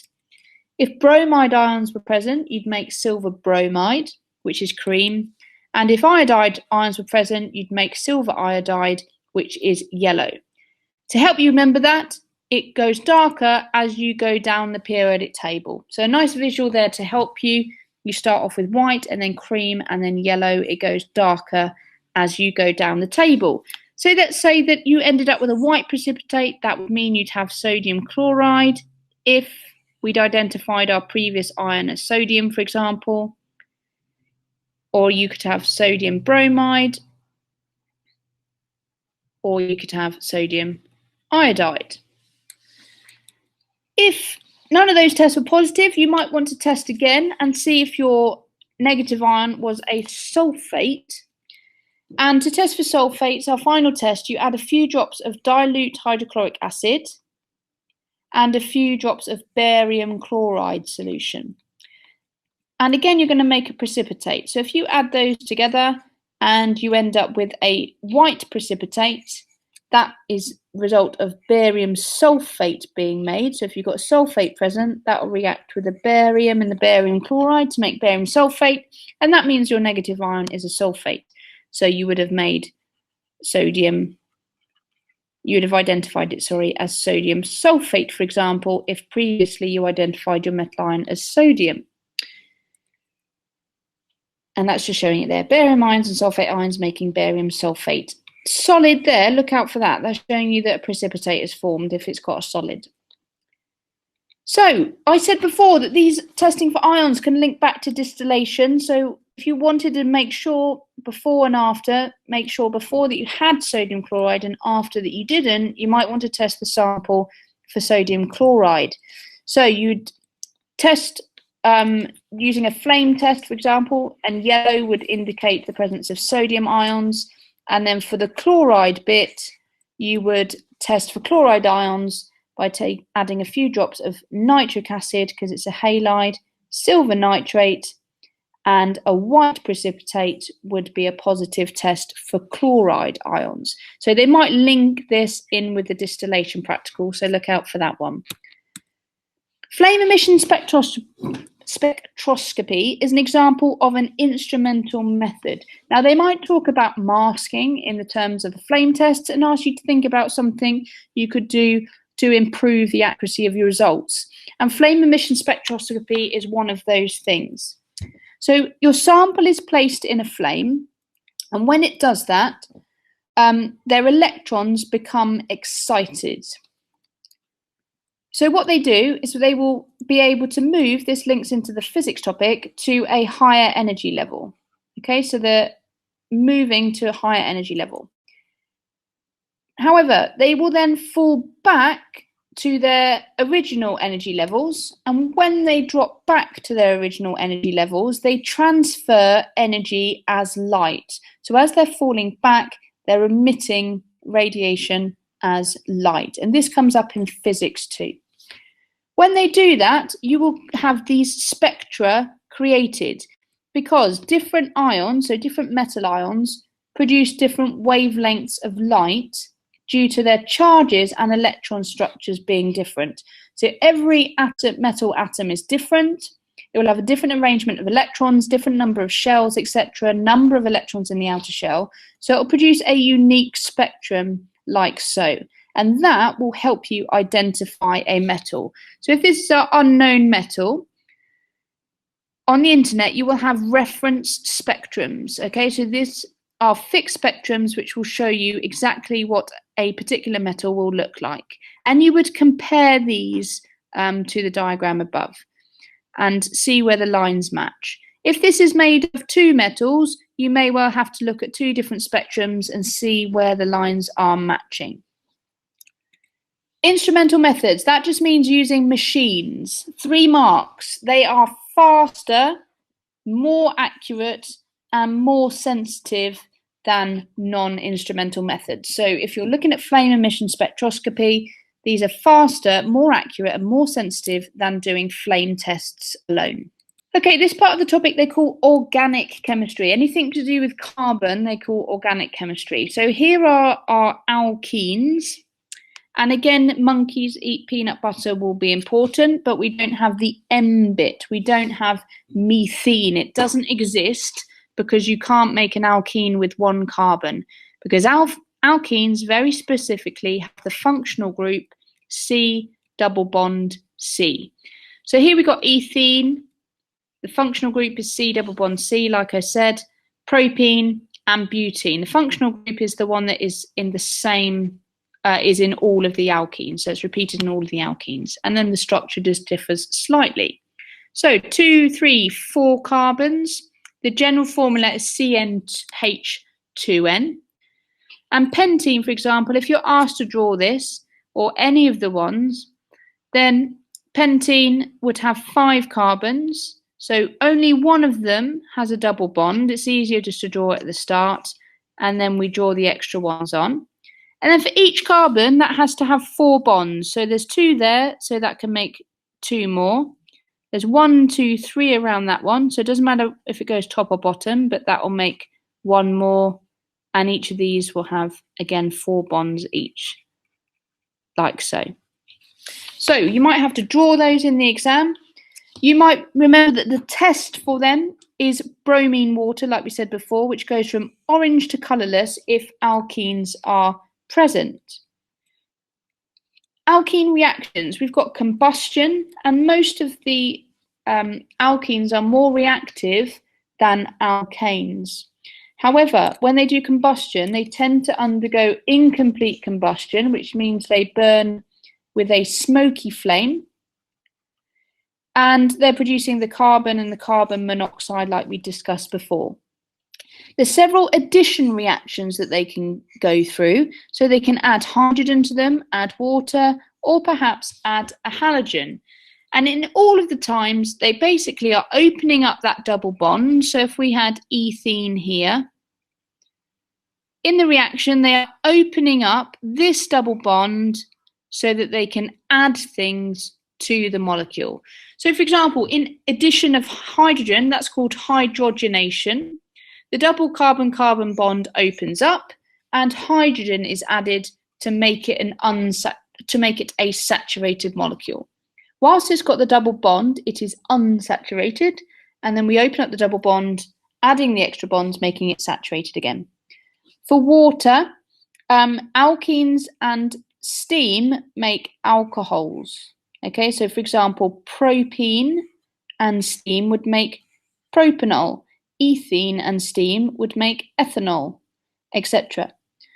And finally, the halogens, again, you're opening up that double bond and you are adding a halogen to it. So in this case, this molecule has added 2 bromine atoms.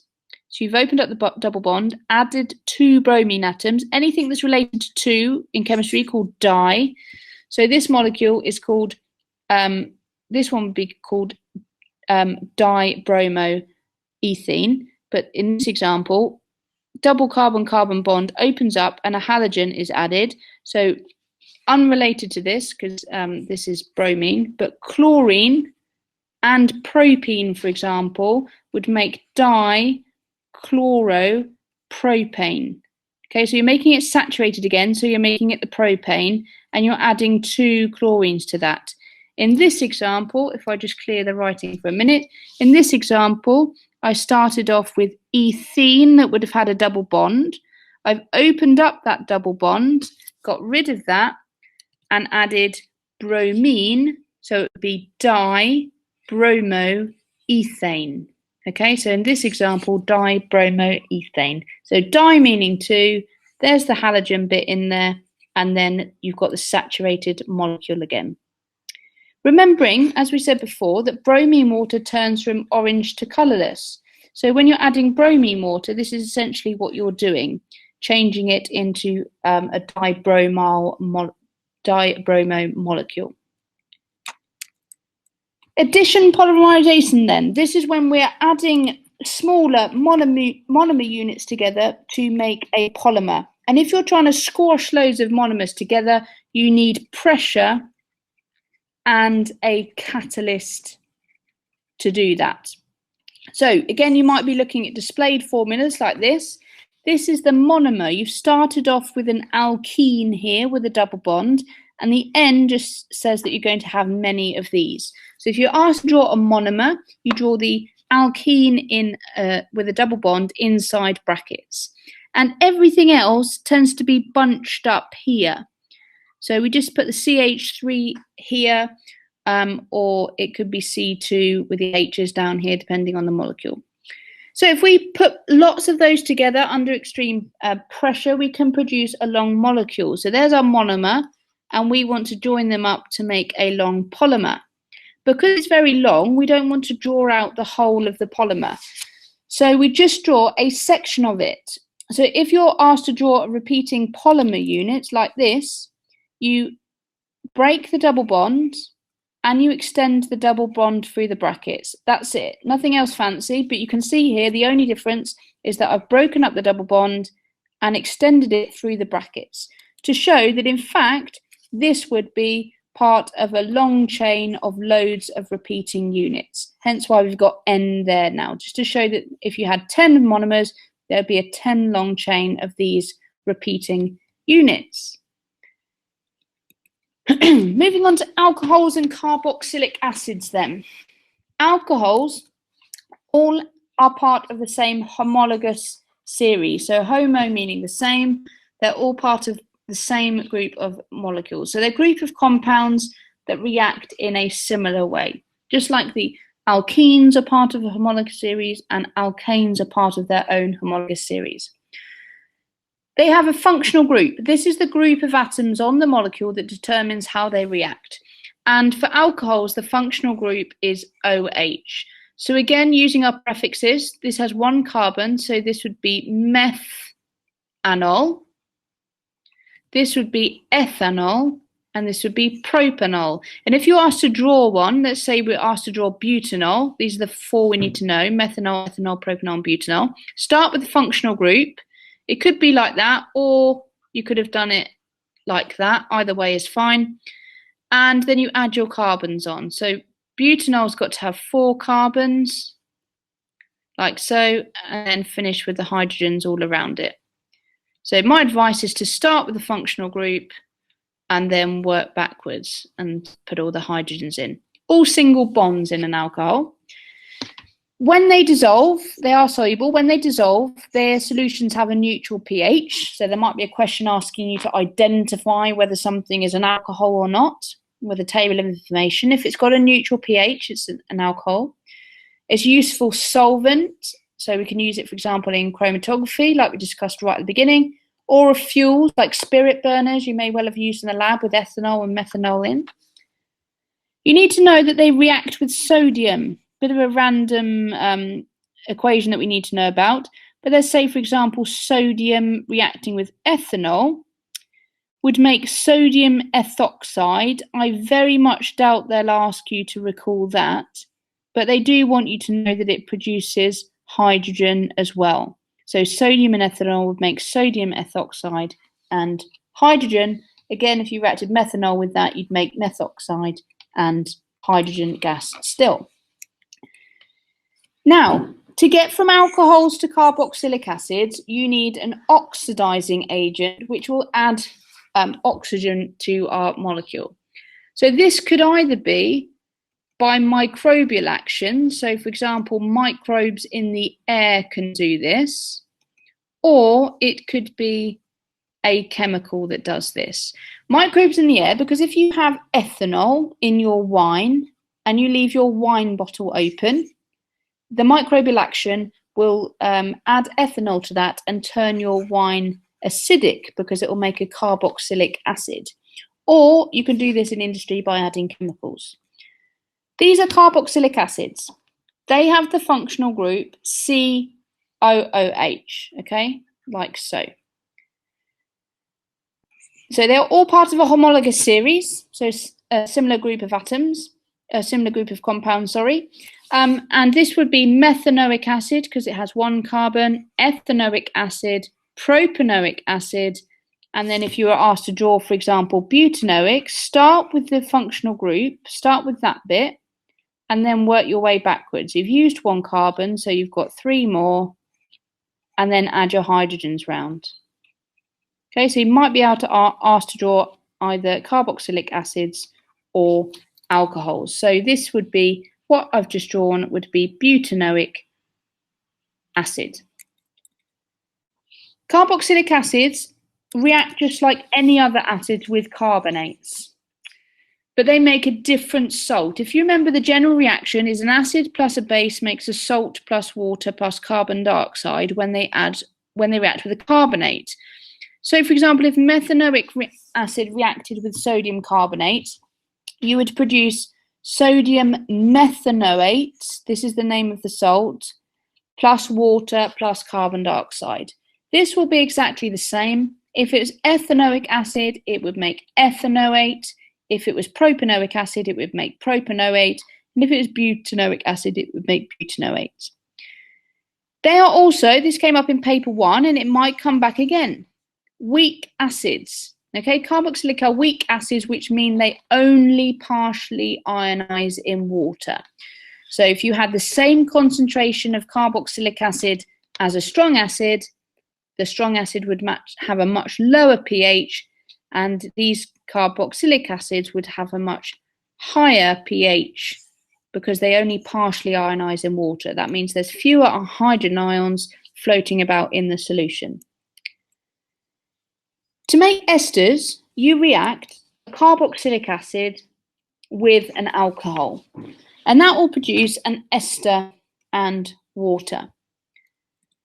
So, for example, if you had ethanol, you could react that with ethanoic acid in the presence of a concentrated sulfuric acid, and that is used as a catalyst in the reaction, to produce an ester plus water. Now, this is the only ester that you will have to remember the name of, ethyl ethanoate, made from ethanol and ethanoic acid. You won't have to remember other ones apart from that. They may talk about them in the exam, but this is the only one that you would have to recall. So these are really volatile and fragrant compounds, these esters. And this is how we'd show it as an equation here. Ethanol plus ethanoic acid making our ester, ethyl ethanoate, and water. If you see the way the molecules are written here, you can see obviously their functional group. So this is the alcohol, and then the hydrocarbon bit is written before. Again, for ethanoic acid, they tend to write the functional group and then the hydrocarbon bit before. For an ester, this is the functional group, Cu. Okay, so for an ester, you'll see it in the middle here as opposed to the end of the molecule. And in the written formula here, you can see it just down there. Okay, moving on to metal alloys then. Something that you have to remember off by heart. You have to remember bronze is an alloy of copper and tin, and you might be asked for uses. So they're used as medals and ornaments. Brass is copper and zinc, which is used for things like water taps and door handles. You can have gold alloys, which might be a mixture of gold and perhaps cheaper metals to make the jewellery a little bit cheaper, and they're used in jewellery. And also gold is often quite soft, so the alloys, if you remember from paper 1, the alloys are different size metals which disrupt the layer, different size atoms, which disrupt the layers of the metals. So with an alloy, you get a lot harder substance because the layers can't slide easily. So a lot of these purposes for alloys is to make them harder. Aluminium alloys, so aeroplanes are made out of aluminium alloys because they are low density. You're going to want them nice and light to be able to fly in the air. But an alloy of aluminium, again, makes it harder than pure aluminium itself. An important alloy is steel. Steel is an alloy of a metal and a non-metal, so iron and carbon. Here's our different examples. Low carbon steel, and if you think about it, it's having just a small percentage of carbon in there, so maybe the layers are less disrupted. That is still easily shaped. So those will be used for like car bodies and things that you want to make into unusual shapes. If you add more carbon in there, so you've got a higher percentage of carbon, you make something that's much stronger and inflexible. So things like bridges are made out of high carbon steels. The final steel alloy that you need to remember is stainless steel, which is an alloy of iron, chromium, and nickel. And with that, and carbon in there as well. And with that, you have a metal that is resistant to corrosion and very, very hard. So cutlery is a good example of something that's made out of stainless steel, because when you put it in the dishwasher, you won't want it to react with anything. And when you're cutting food, you want it to be very hard. Ceramics are non-metal materials, and they are not organic compounds. So if you remember before, that was to do with carbon. So these ones aren't carbon-based compounds, but they are still non-metals. They have high melting points. And one example is clay. When you dig up clay, it's very soft and you can mold it and you can shape it when you mix it with water. If you then burn it and fire it, you make a very hard substance. So you can make bowls and other pots and plates and things out of clay. Glass is another one. There's two examples that you need to be aware of. It's a ceramic material. There's soda lime glass, which is made out of limestone, hence the lime bit. Sodium carbonate, which is the soda bit, and all glass is made out of sand. So limestone, sand, and sodium carbonate. And if you want something with a higher melting point, again, you could make borosilicate glass, which again is sand, which is the main constituent of glass, and something called boron trioxide, which is where the boro bit comes from. Composites are an everyday material that's really important. The basic structure of a composite is made out of fibres, so some sort of fibres, which make it really strong, and that's called the reinforcement bit. And then to bind those fibres together, it's surrounded by a matrix, okay, which acts as a binder. So, for example, fiberglass is a composite whereby the glass bits are the fibres, so strong fibres of glass, and they have a polymer plastic matrix over the top to make it bind together. Carbon fibre is carbon fibres, or could be nanotubes. They could make an appearance again from paper 1. Nanotubes with a polymer matrix. Concrete is a mixture of aggregates, so small rocks and things like that, acting as our reinforcement, and our cement over the top will bind that all together to make our concrete. And wood has natural cellulose fibres and an organic polymer matrix that binds all of those together. Looking at polymers then. Polymers, we're talking about plastics. Okay, so we've got low density polymers. The conditions which the polymers are made in, we said before that when we're making polymers, we need pressure and a catalyst and a little bit of heat as well. And the temperature and pressure in the catalyst that we use will determine whether we make a low density polymer or a high density polymer. So a low density polymer would be made out of strands like this. We can push them together a little bit and they'll make things like plastic bags and bottles. So moderate temperature, high pressure, and a catalyst. A high density polymer, the polymer strands are much closer together and you can push them closer together. They make a really hard plastic polymer because you can squish all those together. You make those at a lower temperature and pressure, and you use a different catalyst. So the conditions for making the polymer are really important. They're useful for things such as water tanks and drain pipes. So much harder plastics are your high density ones, things like helmets and things like that. Two specific form of polymers that they want you to know about are thermosoftening polymers. You might have had a gum shield in the past that's a thermosoftening polymer because you can heat it up and remold it to the shape that you want. So these have quite a low melting point because you can use a kettle to heat them up and boil them in, and melt them in hot water. So they can melt and remold. So those polymers can kind of cross over each other and are just loosely over each other like that. For a thermosetting polymer, this has a much higher melting point, because it's got cross links between the chains. So if you see something like this, you will see cross links which you might have to label between the polymer chains. This makes it much harder and it won't soften when it is heated.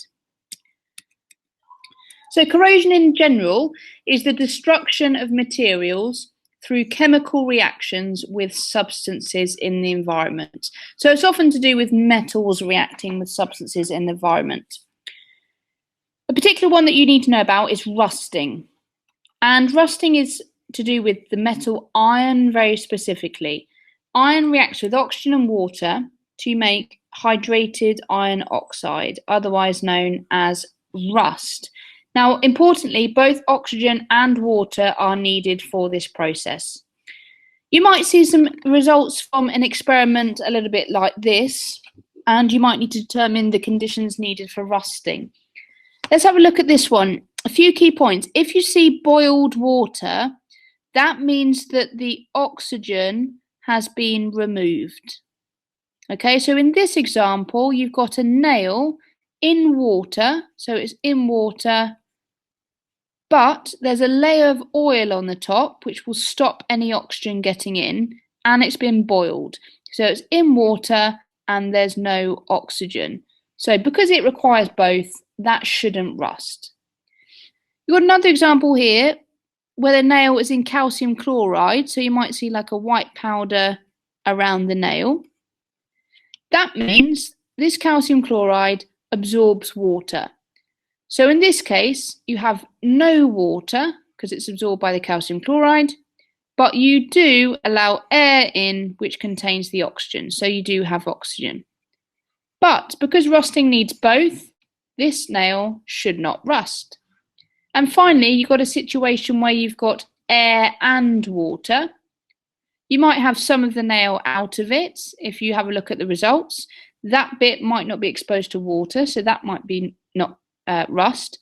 But where you've got the oxygen being able to dissolve in the water from above and the water itself, you will have rusting. So you might need to determine the results of that kind of experiment.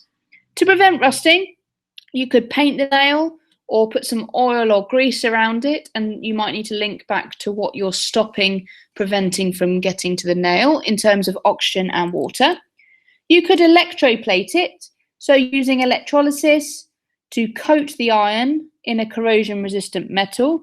So if you made your iron the negative electrode and you had a pure metal over here as your positive one in an electrolyte, the ions would move over to the negative electrode and coat it for you in a protective metal. Or you could use sacrificial protection. This means you sacrifice one piece of metal to protect the iron. You might see this on ships, for example. If ships are made out of steel, that's got iron in it. So you might see a big lump of zinc, for example, on the side. This is because the zinc is more reactive, so that will corrode first, and that is therefore protecting the iron which is in the steel hull. Galvanizing means spraying something in a zinc coating. So again, you could have a metal which, rather than doing electrolysis or electroplating, you could spray it in a zinc coating to galvanize it. The zinc is more reactive, so that will react first with oxygen and things like that, creating an oxide coating and therefore protect the metal underneath. But we wouldn't call it rust. We only call iron oxide rust. We don't call zinc oxide or aluminium oxide rust. Haber process then. We talked about the equation earlier. Nice zip through this one. We said that the Haber process was nitrogen reacting with hydrogen to produce ammonia. So in the top here, you have nitrogen from the air going in, and you have hydrogen, which is normally made from methane, natural gas, going in as well. You have an iron catalyst, which is to lower the activation energy of the reaction, speed it up.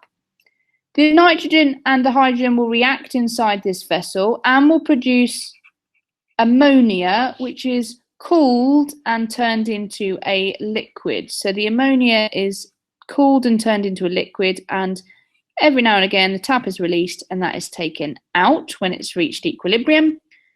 Then the nitrogen and the hydrogen are recycled back round in the chamber. So those are recycled, and it's the liquid ammonia that's taken out of the bottom. As well as the ion catalyst, the temperature is at 450 degrees C and the atmospheres are 200 atmospheres of pressure. However, this has a compromise, because with the Chatelier's principle, we said to favour the exothermic reaction and produce more ammonia, we'd want to lower the temperature.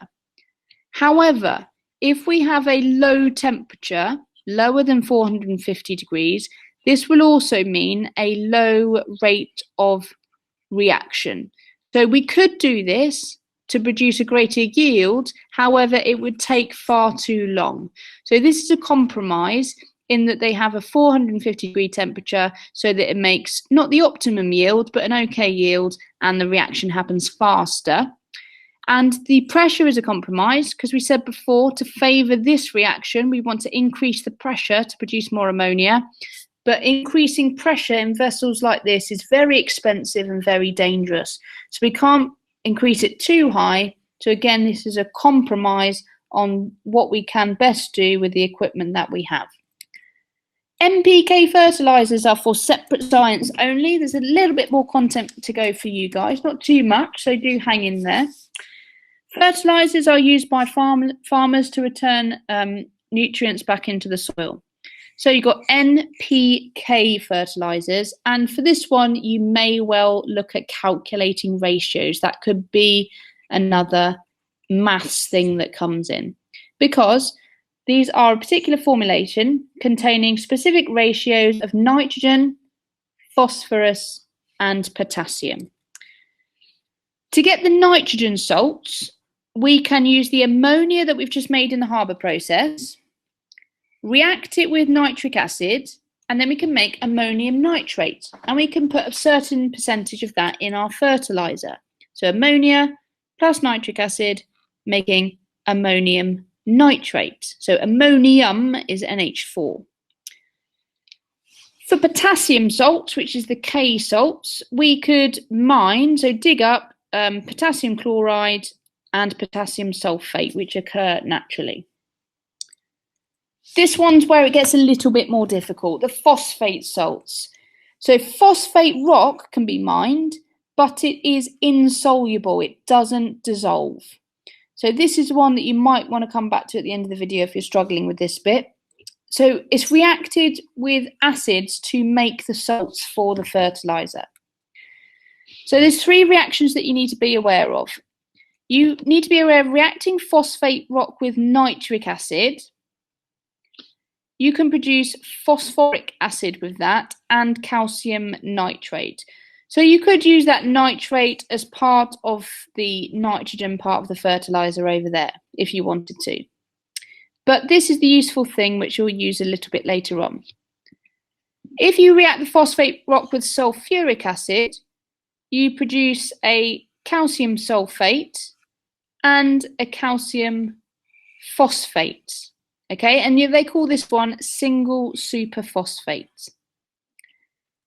And finally, using the phosphoric acid that you made up there, you could react the phosphoric rock with phosphoric acid and produce something that has just one product, which is calcium phosphate, which is your triple superphosphate. So it's the phosphates here that you'd use for the P part of the NPK fertiliser. So maybe worth pausing there and having a look, or coming back to look at those a little bit later on. So that is it. If you're doing foundation separate, I will leave you there because there are only a couple more bits to do which are for higher tier only. And as you can see, higher tier only, I suggest that you focus on these two bits. Condensation, polymerisation, and polypeptides is what we're going to look at. So in addition polymerisation, all the monomers are the same. They have the just one functional group as well. So they are one functional group and they are all the same monomers. We're going to look at condensation polymerisation first.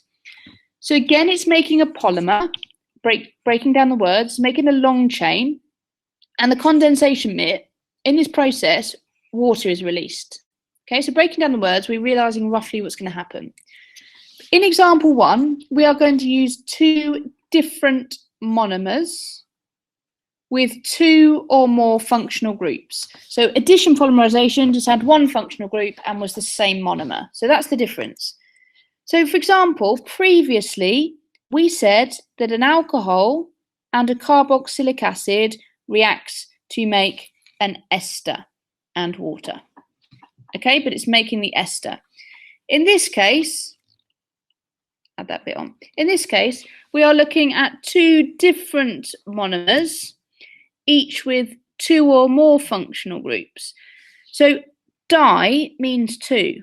So essentially, a diol is an alcohol, but with 2 functional groups. So you're going to see 2 OHs on it, because it's a diol. A dicarboxylic acid, again, is a different monomer, okay, and it has got 2 functional groups for a carboxylic acid on it. They are going to react together. So this is 1 monomer reacting with a different monomer. I'll just do 1 as a circle, 1 as a square. And that is going to make a polymer like so. And because this time it's not just making an ester, it's making a polymer, we call that polyester. Okay, polymer ester, polyester. And the water bit is because it's a condensation polymerisation reaction. It doesn't have to be water in all of the cases that you'll see, but a small molecule given off. So a diol is represented a little bit like this. The box just covers up all the hydrocarbon stuff, all the carbons and hydrogens that aren't important. But if you see 2 alcohol groups, that's a diol. If you see 2 carboxylic acids, that's a dicarboxylic acid, and they react together, you can see the functional group for the ester there. They react together to make a polymer, which is polyester and water. The other option, example 2 for condensation polymerisation, this is where we make our polypeptides. So 1 type of monomer this time, in this case our amino acids, because it has 2 different functional groups. This one is the amine group, and this one is the carboxyl group. And we talked about the amine group in biology because we're talking about deamination and removing it. So we know it's got 2 different functional groups rather than this one. Alcohols only have OH, but a diol has 2 of those. These have 2 different functional groups. So if we want to add amino acids together, they form polymers called polypeptides, which is essentially a protein. Okay, because 1 or more long chains of polypeptide is called a protein. And if you link back to biology, you know that they can fold up to make specific proteins and specific hormones and enzymes and things like that. So amino acids are going to join together to make a polypeptide and water in our condensation polymerisation reaction. This is where the water comes from. You can see the hydrogen here, hydroxide here, reacting together to make water. Oh, sorry, coming together to make water. So that's the second example of condensation polymerisation. And then other naturally occurring polymers that you need to be aware of. DNA, you should have, if you're doing biology, you would have gone through DNA recently. That's a polymer of nucleotides. And starch is a polymer of sugar. So a couple more examples there of naturally occurring polymers, but not made by a condensation polymerisation reaction.